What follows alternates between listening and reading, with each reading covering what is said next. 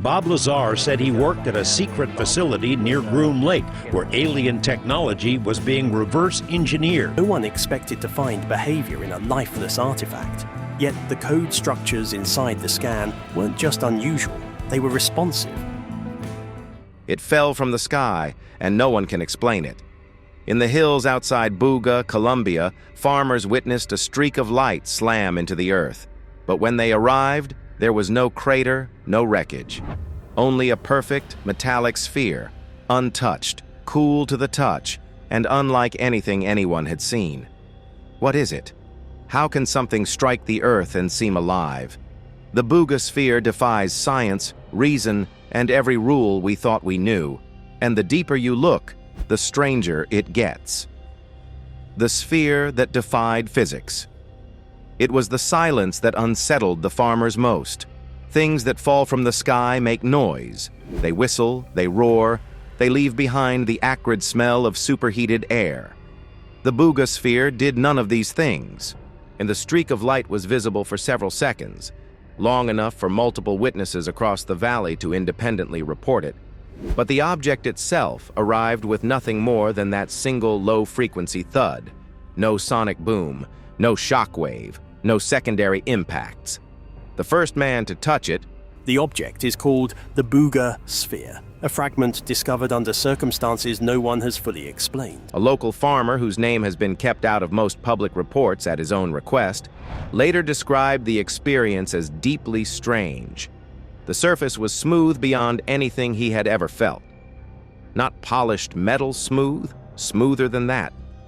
It was as if his fingers couldn't quite make full contact with it, as if there was some imperceptible layer between his skin and the material itself. And it was cool. Not cold, not warm. The exact temperature of the ambient air, as though the sphere had no thermal signature of its own. He picked it up. It was heavy. Heavier than it looked, but not impossibly so.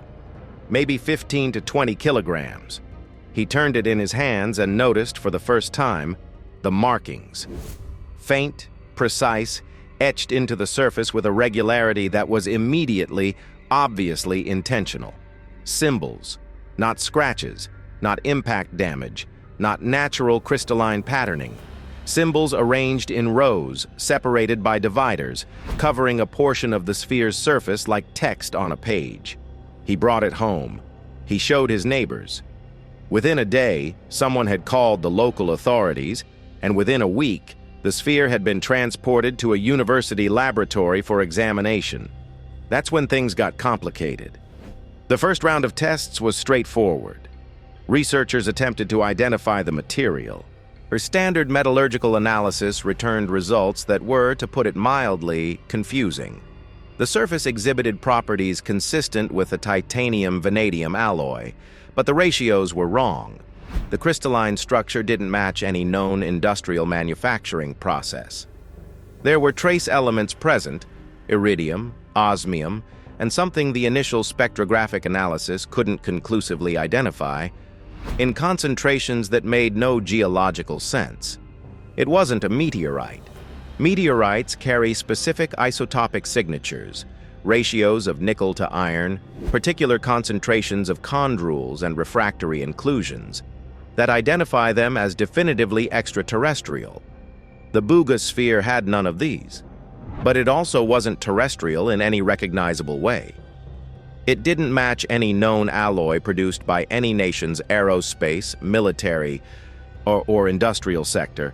Databases were checked, catalogs were searched, nothing matched. And then there was the durability. Researchers attempted to take a sample. Bob Lazar says he regrets ever talking about flying saucers or a secret base in the Nevada desert. A tiny shaving of the surface for more detailed analysis. Diamond-tipped drill bits skated across the surface without leaving a mark. Carbide cutting tools dulled against it. One team attempted laser ablation. The laser energy was absorbed completely, with zero visible effect on the surface and no measurable temperature increase at the point of contact. The sphere didn't just resist analysis, it seemed to refuse it. No burn marks from its atmospheric entry, no fractures from its impact, No oxidation, no corrosion, no microscopic surface damage of any kind. The object was, for all practical purposes, pristine, as if it had never fallen at all. Now, as if whatever this thing was made of existed in a state of material perfection that our tools were simply not equipped to disturb. Word began to spread beyond the university. Metallurgists from Bogota requested samples. A materials science lab in Sao Paulo offered to run electron microscopy. A physicist in Mexico City, upon seeing photographs of the sphere, reportedly canceled a conference appearance and flew to Colombia the following morning. Everyone who encountered the data had the same reaction. First skepticism, then confusion, then a quiet, creeping sense that they were looking at something that did not belong to any known category of human experience. And through it all, the symbols. Those strange, deliberate, maddening symbols stared back at everyone who looked at them, daring someone to figure out what they meant. The mysterious symbols, 24 glyphs, 6 dividers, arranged in a pattern that wraps around approximately 1/3 of the sphere's circumference. That's what detailed photographic analysis revealed once the sphere was examined under controlled laboratory conditions. The glyphs are small, each roughly 8 to 12 millimeters in height, and etched with a precision that borders on the absurd. Under magnification, the edges of each symbol are perfectly sharp. No tool marks, no microfractures along the cut lines, no evidence of any mechanical, chemical, or laser-based engraving process that any material scientist has been able to identify. They were not carved into the sphere. They appear to be part of it, as if the symbols grew with the material itself. Linguists were consulted first. The glyphs bear no resemblance to any known writing system.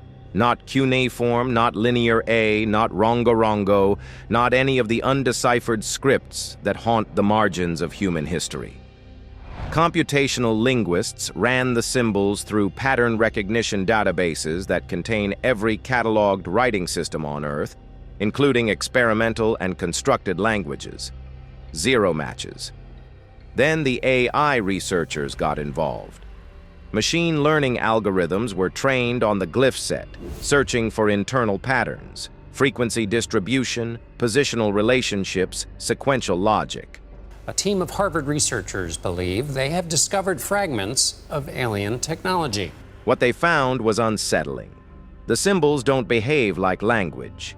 In human writing systems, you see predictable frequency curves. Certain characters appear more often, certain combinations repeat, certain positions within a sequence are favored. The Buga glyphs don't follow these rules. Their distribution is too even, too balanced, as if each symbol carries equal weight, but they're not random either. The algorithms detected a deep structural pattern, a mathematical regularity that only became visible when the symbols were mapped not as a flat sequence, but as nodes in a 3-dimensional matrix. This is where the peptide code theory enters the picture.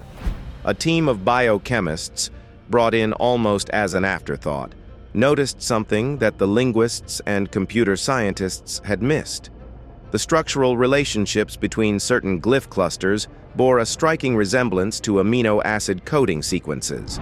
Specifically, but the spatial relationships between groups of 3 glyphs mirrored the codon structure of messenger RNA, the 3 nucleotide sequences that encode specific amino acids during protein synthesis.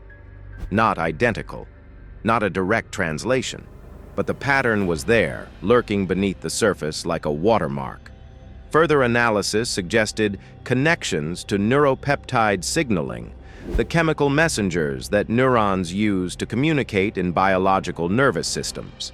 Certain glyph groupings correspond mathematically to the molecular structures of known neuropeptides involved in processes like pain regulation, emotional response, and memory formation. And then someone mapped the spacing of the dividers and found Fibonacci ratios. The 6 dividers that separate the glyph clusters are not evenly spaced, and their intervals follow a progression that approximates the Fibonacci sequence, the mathematical pattern found in sunflower spirals, nautilus shells, galaxy arms, and the branching of bronchial tubes in human lungs. nature's favorite number sequence, encoded on the surface of an object that fell from the sky onto a Colombian hillside. The implication was staggering and immediate. These symbols might not be language at all. They might be instructions, a biological program, a recipe written in a code that bridges the gap between mathematics and organic chemistry, between information theory and the molecular machinery of life. Instructions for what? Written by whom? Intended for what reader? Nobody has a definitive answer, and that perhaps is the most disturbing part. The internal structure. If the surface of the Buga Sphere raised questions, the interior blew the doors off entirely. Standard X-rays were attempted first. The results were partially successful. The sphere is not uniformly opaque to electromagnetic radiation, which itself is unusual for a metallic object of its density. What the X-rays revealed was a complex internal architecture that no one was prepared for. Filaments, hundreds of them. Thin, branching, copper-colored threads running through the interior of the sphere in patterns that looked less like wiring and more like the root system of a plant, or the dendritic branching of neurons in a human brain. Neutron imaging, a more penetrating technique that uses beams of neutrons rather than X-rays, provided a clearer picture. The filaments originate from a central node, a dark mass roughly 3 centimeters in diameter located slightly off-center within the sphere. From this node, the filaments radiate outward in every direction, branching and rebranching as they approach the inner surface of the shell, terminating in clusters that appear to correspond, and this is where it gets truly strange, to the positions of the external glyphs. Each glyph on the surface sits directly above a cluster of filament terminations on the inside. The symbols aren't just etched into the shell, they're connected to the internal network. They're endpoints, but the filaments aren't the only thing in there. Between the branching threads, neutron scans revealed layers of folded material. Thin, membrane-like structures arranged in concentric sheets, almost like the pages of a closed book or the cortical folds of a mammalian brain. These layers are not metallic. Their density and neutron absorption characteristics suggest something closer to an organic polymer, a material that, in any other context, you would describe as biological. The sphere appears to contain something that is part machine and part organism, or more accurately, something that erases the distinction between the two entirely. Researchers who have studied the scans in detail describe the internal layout as hauntingly familiar. The central node behaves, structurally, like a nucleus or a ganglion. The filaments behave like axons. The folded layers behave like cortical tissue. The entire system, taken as a whole, looks less like an engineered device and more like a brain that happens to be made of metal and unknown polymers instead of carbon and water. And it might not be inert. During one imaging session, technicians reported anomalous electromagnetic readings in the vicinity of the sphere. Faint, irregular but measurable, low-frequency oscillations in the extremely low-frequency range, between 3 and 30 Hz. The same frequency range, incidentally, as human brain waves. The readings were intermittent. They didn't appear during every session. Some researchers have attributed them to instrument interference or environmental noise. Others are not so sure. One physicist involved in the analysis, who requested anonymity, described the readings as consistent with a system in a dormant state. Not dead, not active, dormant. Unlike a machine in sleep mode, drawing just enough power to maintain its basic architecture, waiting for an input signal to bring it fully online. The hypothesis that emerged, cautiously, reluctantly, because no one wanted to be the person who said it out loud first, is that the Buga Sphere may be a responsive system, a device designed to interact with external electromagnetic or bioelectric fields, a device that is, in some sense, listening. Listening for what? That's the question nobody can answer. And that's the question that eventually reached Bob Lazar. Bob Lazar's analysis. Bob Lazar is a man who divides rooms. To his supporters, he is a whistleblower of historic importance, a physicist who worked at S4, a subsidiary facility of Area 51, where he claims to have been tasked with reverse engineering the propulsion systems of recovered extraterrestrial craft. He described element 115, moscovium, as a stable, gravity-amplifying fuel source years before it was officially synthesized in a laboratory. His descriptions of compartmentalized security protocols, need-to-know information architecture, and the physical layout of the facility have been partially corroborated by subsequent disclosures. To his detractors, he is a fabricator whose educational credentials cannot be independently verified, whose story has shifted over time, and whose claims conveniently resist falsification. The U.S. government has denied his employment at any classified facility. His academic records at MIT and Caltech, institutions he claims to have attended, have never been located. What is not in dispute is his technical knowledge. Whatever the source of that knowledge, Lazar speaks about advanced physics, materials science, and electromagnetic field theory with a fluency that impresses even skeptics. And when he examined the data from the Buga Sphere, he didn't hesitate. He said the sphere was a field modulator. According to Lazar's analysis, the surface glyphs are not symbols in the linguistic sense. They are interface points, physical locations on the sphere's surface where the internal electromagnetic architecture is designed to interact with external fields. Each glyph corresponds to a specific electromagnetic response pattern generated by the filament network beneath it. When the sphere encounters the right kind of field, and Lazar was very specific about this, it doesn't just absorb the energy. It reorganizes it. It modulates it. It translates an incoming signal into a structured output according to rules encoded in the internal architecture. Think of it like a prism. White light enters a prism and is separated into its component wavelengths. The prism doesn't create anything new. It reveals structure that was already present in the light. Lazar believes the Buga Sphere does something similar, but with electromagnetic fields rather than visible light, and potentially with bioelectric fields generated by living organisms. This is where his analysis becomes genuinely alarming. If the sphere is designed to interact with bioelectric fields, then the neuropeptide coating on its surface isn't decorative, it's functional. The sphere may be designed to interface directly with biological nervous systems, to read, interpret, and potentially respond to the electromagnetic signatures produced by living brains. Lazar described the sphere not as a communication device, not as a weapon, not as a probe, but as something for which we don't have a good word yet. The closest analogy he offered was a consciousness interface, a device that bridges the gap between an artificial electromagnetic system and an organic neural network, a translator between machine and mind. He was careful to note that the sphere appears to be in a dormant or standby state. The intermittent ELF readings support this. The system is maintaining itself at minimum power, cycling through what Lazar described as a baseline diagnostic routine. But he warned, explicitly and repeatedly, that attempting to activate the sphere without understanding its operating parameters would be profoundly dangerous. His reasoning was simple.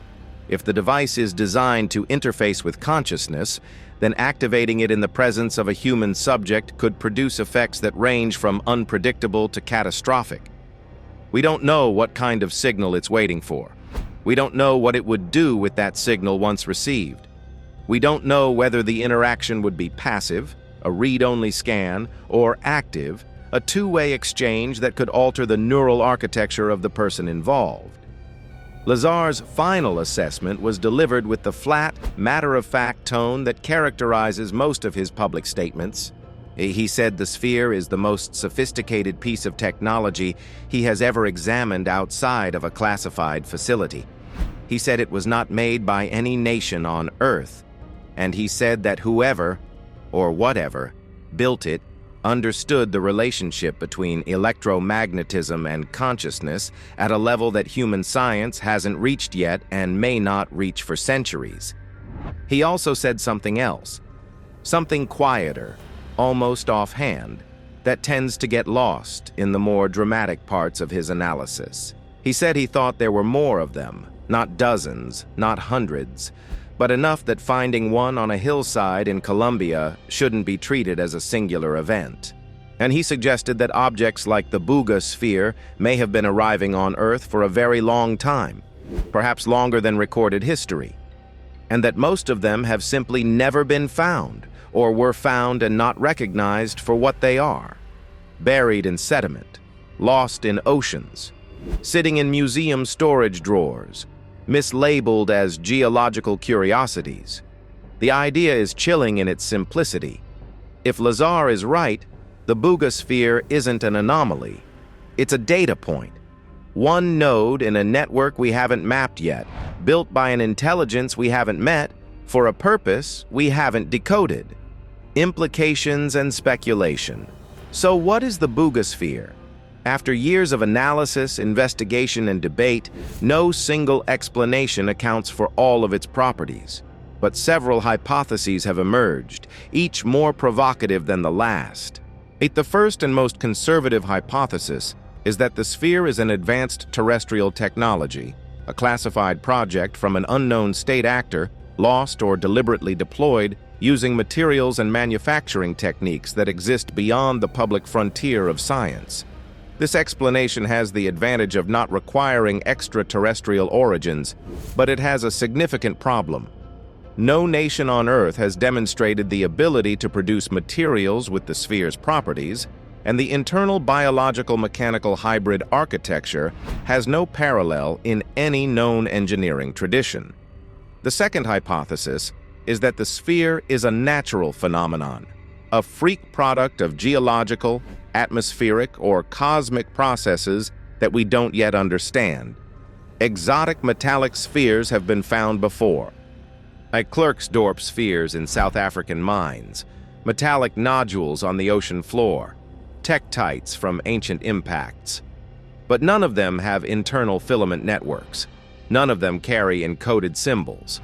None of them emit electromagnetic oscillations in the frequency range of human thought. The third hypothesis, the one that keeps researchers awake at night, is that the sphere is an artifact of non-human intelligence.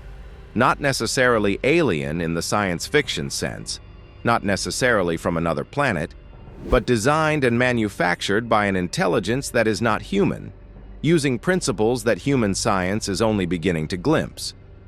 A synthetic mind, perhaps. A consciousness interface. A biosynthesizer capable of reading and writing the electromagnetic language of living nervous systems, or something else entirely. It is something we don't have a concept for yet. What makes this hypothesis so difficult to dismiss is the convergence of evidence.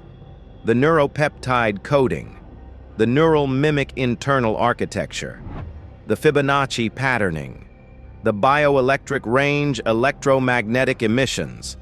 Each of these features, taken alone, could be explained away.